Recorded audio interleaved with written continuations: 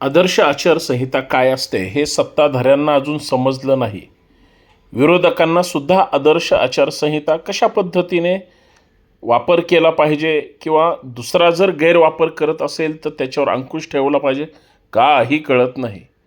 म्हणजे आचारसंहिता पाळली पाहिजे यापेक्षा आचारसंहितेचा भंग केला पाहिजे यासाठीच प्रयत्नशील आहेत. राज्य निवडणूक आयोग आणि वेगळे राजकीय पक्ष जर लोकशाही मानत असतील आणि सगळ्या सत्ताधारी आणि विरोधी पक्षांचं म्हणणं मग ते केंद्रात असो किंवा राज्यामध्ये जर आचारसंहितेचं पालन होणार नसेल आणि स्वतःच्या स्वार्थासाठी स्थानिक स्वराज्य संस्था म्हणजे कार्यकर्त्यांच्या निवडणुका म्हणून चर्चा केली जाते, परंतु निवडणुकीची आचारसंहिता झाल्यानंतर विजयाची चर्चा किंवा वेगळ्या गोष्टीची चर्चा कशासाठी? अगोदर तुम्ही निवडणूक प्रक्रिया पूर्ण करा, तुमचे उमेदवार जाहीर करा, तुम्ही सगळे एकत्र या, तुम्ही उमेदवारी अर्ज भरा, तुम्ही स्वतःचं कर्तृत्व सिद्ध करा. तुम्ही वेगळे पक्ष एकमेकाचे विरोधक होते, निवडणूक आयोगाने नियम लावलेत ना, तुम्ही एकत्र आलं पाहिजे. याचा अर्थ तुम्ही सत्तेपासून लांब राहिलं पाहिजे असा त्याचा अर्थ होत नाही.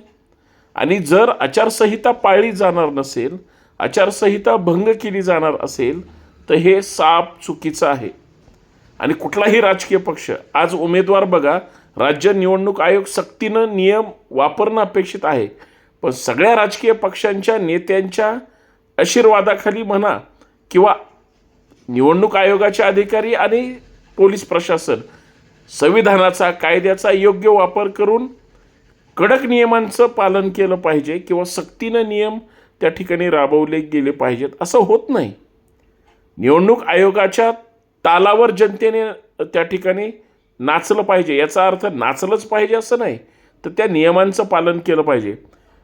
राज्याचा मुख्यमंत्री असो, देशाचे प्रधानमंत्री असो किंवा विरोधक असो, सगळ्यांना आचारसंहिता ही बंधनकारक आहे, ते पाळणं गरजेचं आहे. परंतु असं होत नाही. पुण्यामध्ये आचारसंहिता पाळली जात नाही सत्ताधाऱ्यांकडून, पुण्यामध्ये आचारसंहिता पाळली जात नाही विरोधकाकडून. विरोधक एकत्र यायला तयार नाहीत. कोण विरोधक आहे कोण सत्ताधारी आहे कळायला मार्ग नाही. प्रत्येकजण प्रत्येकाच्या विरोधात त्या ठिकाणी निवडणुका लढतंय, सत्ता मिळवण्यासाठी प्रयत्न करतंय. निवडणूक आयोग मात्र सक्तीनं या सगळ्या गोष्टी राबवल्या गेल्या पाहिजेत यासाठी प्रयत्नशील आहे. महाराष्ट्रामध्ये आदर्श आचारसंहिता काय आहे, देशात आचारसंहिता काय आहे, वेगवेगळे राजकीय पक्ष महानगरपालिकेच्या खुर्चीकडे लक्ष ठेवून त्या ठिकाणी बसलेले आहेत, मात्र हे सकारात्मक नाही असं मला वाटतं. मित्रांनो, सर्वांना सप्रेम जय जिजाऊ, जय शिवराय, जय भीम, जय महाराष्ट्र, जय संविधान. मी संतोष शिंदे. महाराष्ट्रामध्ये आदर्श आचारसंहिता महानगरपालिकेच्या निमित्तानं लागलेली आहे. निवडणुकीची रणधुमाळी महानगरपालिकेच्या प्रभाग क्षेत्रामध्ये त्या ठिकाणी सध्या सुरू आहे. प्रत्यक्ष 48 तास फक्त उमेदवारांनी फॉर्म भरण्यासाठी उरलेले असताना अजून सत्ताधारी पक्षांनी एकानेही आपली उमेदवारी जाहीर केलेली नाही. अजून महायुतीचं ठरलेलं नाही. महाविकास आघाडीमध्ये अलबेल आहे. इतर पक्षांचं सुद्धा फार सकारात्मक काही गोष्टी होत आहेत असं अजिबात काही नाही. आणि जेमतेम प्रत्येकाच्या ज्या काही राजकीय घडामोडी आहेत, हालचाली आहेत, पक्षांतर आहेत, हे महाराष्ट्रात सुरू आहेत. पुण्यामध्ये सुद्धा सुरू आहे. पुण्यामध्ये मी आज दिवसभर गेली 2-4 दिवस फिरत असताना आचारसंहिता खरं तर लागलेली असताना पाळली गेली पाहिजे, कारण प्रत्येकाची नैतिक जबाबदारी आहे की आचारसंहितेचं पालन केलं गेलं पाहिजे. पण महाराष्ट्रामध्ये इतर जिल्ह्यांचं मला माहित नाही, परंतु पुण्यामध्ये, पुणे शहरामध्ये खास करून आचारसंहिता महानगरपालिकेच्या निमित्तानं लागलेली सत्ताधारी स्थानिक जे इच्छुक उमेदवार आहेत ते पाळताना दिसत नाही. आणि ही अत्यंत दुर्दैवाची गोष्ट आहे. संभाजी ब्रिगेडच्या वतीनं आम्ही आज पुणे शहराच्या मध्यवर्ती जेवढे काही प्रभाग येतात किंवा बहुतांश प्रभागामध्ये, मग दक्षिण पुण्यात असू द्या किंवा पुणे शहरामध्ये असू द्या, बऱ्याच सत्ताधारी पक्षाच्या उमेदवारांनी एलईडी लाइटिंग असतील, वेगळ्या वेगळ्या मोफत लोकांना बोलवून त्या ठिकाणी स्कीम जाहीर केलेल्या असतील. सोशल मीडियावर सुद्धा आमच्याकडे हे वाटप आहे, आमच्याकडे ते वाटप आहे, आता सुद्धा फुकट देण्याचा कार्यक्रम सध्या सुरू आहे. आणि एका बाजूला मग त्यांच्या उमेदवारांच्या एलईडी स्क्रीन असतील, ह्या सगळ्या सुरू आहेत. मात्र मी ज्यावेळेस आदर्श आचारसंहितेचं वाचन करण्याचा प्रयत्न केला, मी ज्यावेळेस राज्याच्या म्हणजे महानगरपालिकेचा जो ऍक्ट आहे तो थोडा तपासण्याचा प्रयत्न केला, याच्यामध्ये एक गोष्ट लक्षात आली की आदर्श आचारसंहिता असल्यानंतर अजूनही तुमची फॉर्म भरण्याचीच प्रक्रिया सुरू नाही. जी लोक अपेक्षित म्हणजे निवडणूक लढणार आहेत, जे अपक्ष सुद्धा निवडणूक लढणार आहेत आणि ज्यांना अजून चिन्ह वाटप झालेलं नाही, जोपर्यंत ती प्रक्रिया शेवटची होत नाही, ती आहे 2 तारखेला. त्याच्या अगोदर 30 तारखेपर्यंत तुम्हाला फॉर्म भरल्यानंतर तुमची स्क्रुटनी होणार, तुमची माघारी घ्यायची प्रक्रिया पूर्ण होणार, त्याच्यानंतर चिन्ह वाटप होणार आणि मग प्रत्यक्ष प्रचाराला त्या ठिकाणी सुरुवात होणार. म्हणजे तोपर्यंत ज्या काही उमेदवार असतील, त्यांच्या ज्या काही प्रचाराच्या गाड्या असतील, याची तुम्हाला परवानगी घ्यावी लागेल. आज मी प्रभाग क्रमांक 27 मध्ये फिरलो, प्रभाग क्रमांक पुण्यामध्ये 28 मध्ये फिरलो, आज मी प्रभाग क्रमांक 36, 37, 38 मध्ये फिरलो, कामानिमित्त फिरलो. काही कायदेशीर बाबीची मला माहिती घ्यायची होती म्हणून फिरलो. मी बऱ्याच जे निवडणूक निर्णय अधिकारी आहेत त्या प्रत्येक 4 प्रभागामागे एक निवडणूक अधिकारी आहे. आणि माझी तमाम पुणेकरांना या व्हिडिओच्या माध्यमातून विनंती आहे, तुम्ही हा व्हिडिओ गांभीर्यानं पहा. आपले जे इच्छुक नावाचे उमेदवार आहेत त्यांना इतकी गडबड आहे लोकांपर्यंत पोहोचण्याची आणि निवडून येण्याची की आपण कायदा पाळत नाही हे त्यांना कळायला तयार नाही. कारण त्यांनी कदाचित, माझी अशी धारणा आहे, पोलिसांचे खिसे गरम केलेले असावेत किंवा जर कुणी अधिकारी आला तर त्याचं सुद्धा तोंड बंद करण्याचं काम त्यांनी केलेलं असावं. परंतु या व्हिडिओच्या माध्यमातून तमाम पुणेकरांसाठी मी हा व्हिडिओ बनवलेला आहे. कदाचित हीच परिस्थिती इतर महानगरपालिका क्षेत्रांमध्ये सुद्धा असू शकते. म्हणून पुण्याचे सन्माननीय पोलीस आयुक्त असतील, पुण्याचे सन्माननीय जिल्हाधिकारी असतील, कारण ही 2 माणसं या पुण्याची लॉ अँड ऑर्डर सांभाळण्याची नैतिक जबाबदारी आहे. आणि खास करून माननीय जिल्हाधिकारी जे जिल्ह्याचे निवडणूक म्हणजे निर्णय अधिकारी आहेत, पूर्ण पॉवर त्यांच्याकडे आहे. त्यांच्याकडे सुद्धा मी जी काही तक्रार केलेली आहे ती पोचलेली आहे. त्याच्या अगोदर कायदा काय सांगतो याच्यावर आपण थोडीशी नजर टाकूया, म्हणजे मी माझ्या प्रत्यक्ष चर्चेला सुद्धा या व्हिडिओच्या माध्यमातून सुरुवात करेल. म्हणून माझी विनंती आहे, मग तुम्ही भारतीय नागरिक आहात म्हणून हा व्हिडिओ शेअर कराच, पण एक मतदार म्हणून सुद्धा आपण जागृत राहिलं पाहिजे. लोक आपली दिशाभूल करतात, जनतेची दिशाभूल करतात, फुकट वाटून त्या ठिकाणी लोकांचं मत घेण्यापर्यंत यांची मजल जाते. ज्यांना कुणाला घ्यायचे, कुठल्या पक्षाचे आहेत, मला त्याच्याशी घेणं देणं नाही. परंतु ही मंडळी अजून प्रत्यक्ष प्रचार सुरू झाला नाही. तुम्ही घरोघरी 1-2 जाना, पण तुम्हाला 3-4 लोकांच्या वर माणसं जमवता येणार नाही. अशी जर आदर्श आचारसंहिता सांगत असेल, तुम्ही 200, 300, 400 लोक घेऊन आत्ता प्रचार सभा कसा काय घेऊ शकता? कुठलाही प्रचार रथ काढायचा असेल किंवा तुम्हाला एखादी रिक्षा फिरवायची असेल, तुम्हाला एलईडी स्क्रीनची ती व्हिडिओ व्हॅन फिरवायची असेल, तर तुम्हाला पोलिसांची परवानगी घ्यावी लागेल, महानगरपालिकेची परवानगी घ्यावी लागेल, अर्थात निवडणूक आयोगाची परवानगी घ्यावी लागेल. एकाकडेही पुण्यामध्ये परवानगी नाही आणि बिंदास गाड्या फिरवतात. काय चाललंय? जागरूक नागरिक म्हणून मी एक संभाजी ब्रिगेडचा कार्यकर्ता तर आहेच, राज्याचा प्रवक्ता तर आहेच, त्या अगोदर मी भारताचा नागरिक आहे. मी एक कायद्याचा विद्यार्थी आहे आणि वकील या नजरेतून जर आपण हे सगळं पाहत असू, कायद्याचा विद्यार्थी जर असेल, तर मला लोकांची जागृती करणं हा माझा सगळ्यात महत्वाचा त्या ठिकाणी रोल असेल, भूमिका असेल. काय सांगते म्हणजे महाराष्ट्रामध्ये महाराष्ट्र म्युनिसिपल कॉर्पोरेशन ऍक्ट 1949 आणि मॉडेल कोड ऑफ कंडक्ट अर्थात आणि त्याच्यानंतर रिप्रेझेंटेशन ऑफ पीपल ऍक्ट 1951 नुसार जर या नियमांचं जर पालन झालं नाही तर कायदेशीर कारवाई करण्याचे अधिकार हे माननीय निवडणूक आयोगाला आहे आणि आदर्श आचारसंहितेमध्ये नियम किती कडक असतात, आदर्श आचारसंहिता काय असते, तुम्ही कायद्याचं जर पालन केलं नाही, तुम्ही जर कायद्याचं उल्लंघन केलं, नियमांचं उल्लंघन केलं तर कायदेशीर कारवाई होते. माझी या व्हिडिओच्या माध्यमातून माननीय पोलीस आयुक्त, माननीय जिल्हाधिकारी अर्थात जिल्हा निवडणूक अधिकारी आणि सगळ्यात महत्वाचे महानगरपालिकेच्या क्षेत्रीय कार्यालयात जे निवडणूक अधिकारी आरो म्हणून काम करतात आणि जे निवडणूक अधिकारी म्हणून भरारी पथक आहे त्यांच्यापर्यंत हा व्हिडिओ गेला पाहिजे. अन्यथा तुम्ही कुठल्याही राजकीय पक्षाचे असू द्या, प्रत्येक जण उमेदवार असतो, पोट तिडकीनं तो आपला पक्ष किंवा आपण स्वतः निवडून येण्यासाठी जर प्रयत्न होत असेल तर मग दुसरा उमेदवार जर तुमच्या समोर अगोदरच जर प्रचार करत असेल तर तो कायद्याचं उल्लंघन करतोय. 3 तारखेनंतरच पुण्यामध्ये किंवा महाराष्ट्रातल्या महानगरपालिकेच्या अंतर्गत प्रचार सुरू होणार आहे.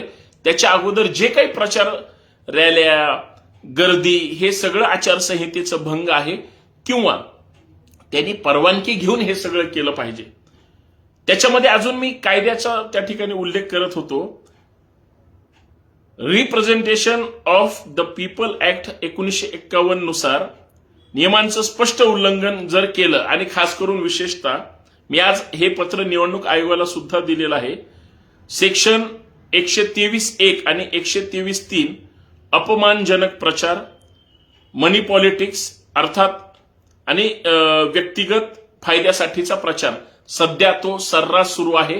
कारण निवडणूक आयोगाकडून कुठल्याही उमेदवारांनी परवानग्या घेतलेल्या नाहीत. इतके दिवस तुम्ही झोपले होते का? 100 पक्ष बदलता, तुमचं चिन्ह लोकांना माहित नाही म्हणून तुम्ही काय आदर्श आचारसंहिता मोडणार का? अजिबात सहन केलं जाणार नाही.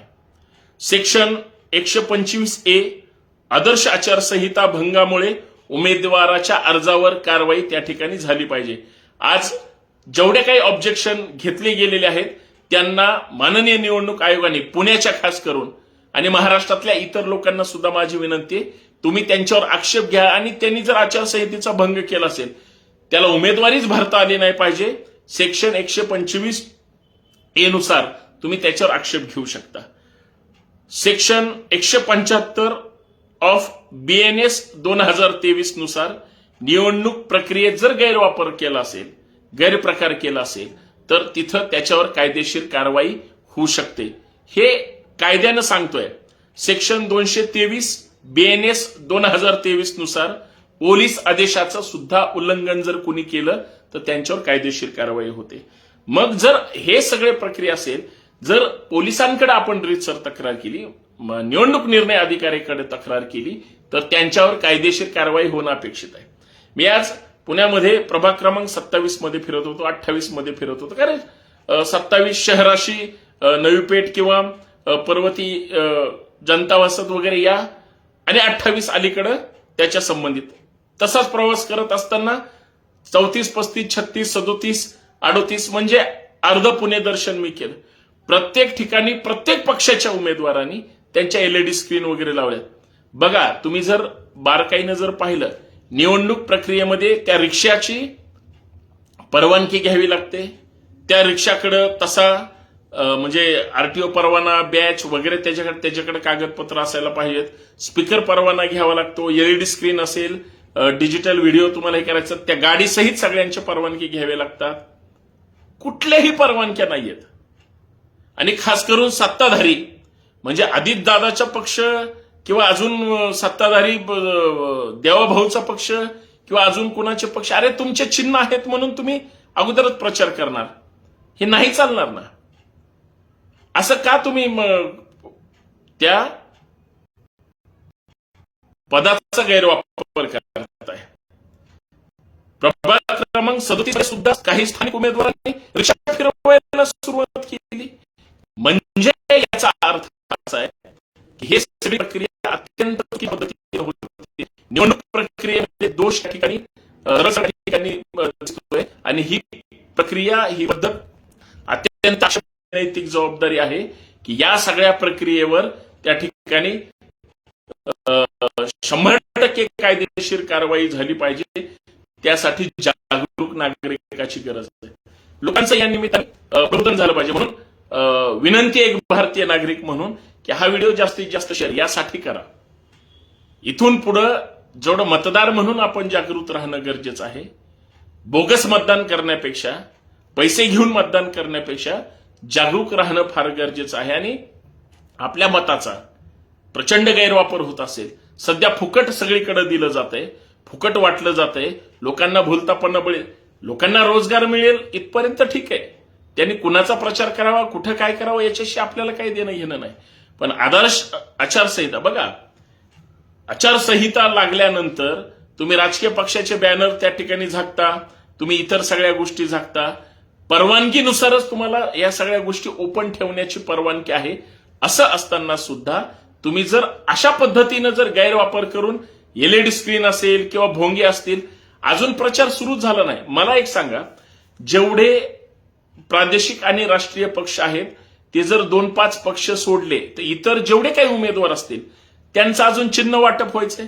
म्हणजे तुम्ही सगळे धनदांडगे, पैशावाली मंडळी, तुम्ही सगळे म्हणजे घराघरी जाऊन तुम्ही पत्रक वाटायला परवानगी म्हणजे ची गरज नाही. तुम्ही प्रचार तसा, कारण 1-2 लोक असतात, पण तुम्ही जर तिथं 100-200 लोक घेऊन फिरत असाल तर तुम्ही कायद्याचा दुरुपयोग करताय, पदाचा दुरुपयोग करताय.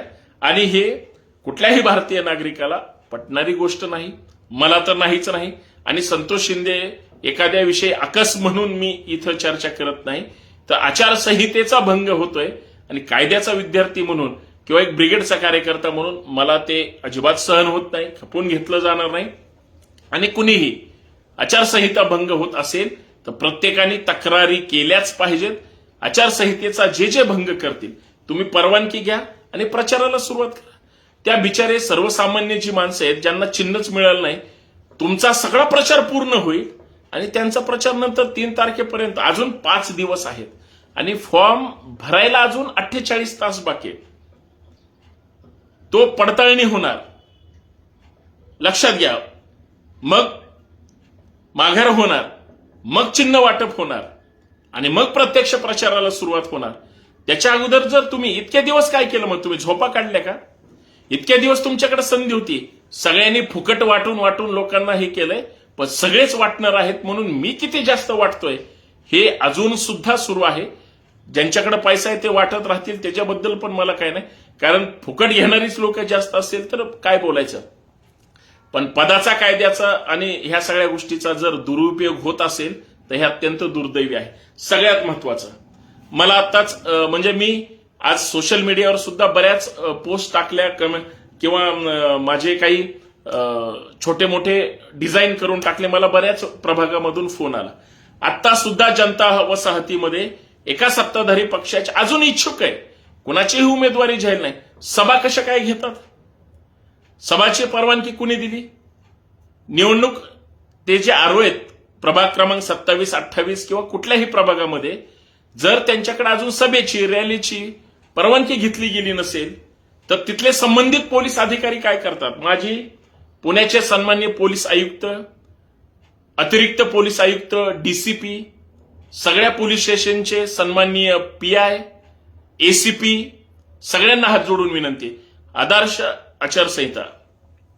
आदर्श आचारसंहितेचं तुम्ही तंतोतंत पालन करत असाल, मला तुमच्या म्हणजे जी काही प्रक्रियेबद्दल माझा संशय नाही, पण लोकांकडून जर पाळली जात नसेल आणि तुमच्याकडे जर तक्रारी आल्या असतील किंवा तुमच्या निदर्शनास आली असेल तर कोणीही असो, आदर्श आचारसंहितेमध्ये आचारसंहितेचा भंग केल्याप्रकरणी त्यांच्यावर गुन्हे दाखल झाले पाहिजे किंवा तक्रारी कमीत कमी तुम्ही आत्ताच प्रचाराच्या गाड्या त्यांच्या बंद करा ना. तुम्ही कशा पद्धतीने त्यांना परवानगी देणार? का परवानगी द्यायची? म्हणजे पुणे शहरात वेगळं आणि उपनगरात वेगळं, म्हणजे सगळ्यांनाच तुम्ही परवानगी देणार आत्ताच. आणि जे सर्वसामान्य असतात, छोटे मोठे उमेदवार असतात, सामान्य कार्यकर्ता असतात, तुम्ही त्यांना नियमांची लिस्ट वाचून दाखवणार? तुम्ही त्यांचं जगणं मरणं मुश्किल करणार, हे चालणार नाही. हे अत्यंत गैर आहे आणि हे थांबावं. 100% आचारसंहितेचं पालन झालं पाहिजे आणि पोलिसांनी जागरूक राहून निवडणूक प्रक्रियेच्या अधिकाऱ्यांनी जाऊन मग कुठलेही शहर असू द्या, पुणे असू द्या, मुंबई असू द्या, नागपूर असू द्या, ठाणे असू द्या, महाराष्ट्रातल्या सगळ्या महानगरपालिकेच्या क्षेत्रामध्ये आचारसंहितेचं पालन झालं, कायद्याचं पालन झालं तरच कायद्याचं रक्षण होईल आणि तरच लोकशाही जिवंत होईल. नाहीतर राजकारणाचं किंवा या निवडणुकीचं व्यापारीकरण होईल आणि व्यापारी सत्तेत बसतील, सगळ्यांना विकत घेतील. हे सहन केलं जाऊ नये. आचारसंहितेचा भंग होऊ नये एवढीच एक जागरूक नागरिक म्हणून जसं माझं मतदानाचं कर्तव्य आहे तसंच लोकजागृतीचं सुद्धा कर्तव्य प्रबोधनाच्या माध्यमातून झालं पाहिजे. म्हणून हा व्हिडिओ मी त्या ठिकाणी केला. विनंती जास्तीत जास्त प्रत्येक पुणेकर किंवा प्रत्येक भारतीय नागरिकांपर्यंत आदर्श आचारसंहितेचं जो कोणी पालन करणार नाही, गैरवर्तन करेल, त्याच्यावर शिक्षा झाली पाहिजे. पण जागृतीसाठी प्रत्येकाकडे हा व्हिडिओ शेअर करा. जय शिवराय.